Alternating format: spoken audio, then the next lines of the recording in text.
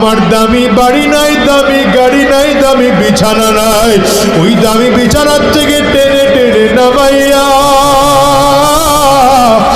নিচে চাটাই বিছাইয়া শোয়া দিবে। আরে তোমাকে আমাকে একদম পুরাতন চাদর দিয়ে ঢেকে রাখবে। সন্তান এসে চিৎকার করে আব্বা আব্বা বলে ডাকবে, ডাকের সাড়া দিতে পারবো না। পর্দার আড়ালের মা, সন্তান এসে মা বলে ডাকবে, ডাকের সাড়া দিতে পারবো না। ওই কলিজার টুকরা সন্তান ওখানে বসে চিল্লায় আর বলে আব্বু জবান খোলো, জবান খোলে না। আব্বু জবাব দেওয়ার মতো শক্তি নাই।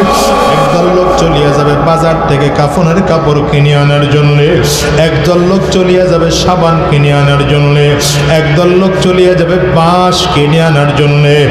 বাজার থেকে বাঁশ কাটিয়া আরে কাঁচা বাঁশগুলো দিয়া কবরের মধ্যে সুন্দর করে কবর খনন করিয়া তোমাকে আমাকে বাগানের কিনারা নিয়ে গোসল করায় 3টা কাপড় দিয়া প্যাকেট করবে।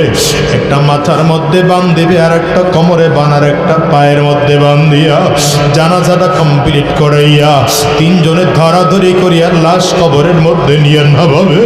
আরে দুনিয়ার যুবক, যদি চোখে পানি না আসে কান্নার বান্দরে মালিকের কাছে মাপ চাও।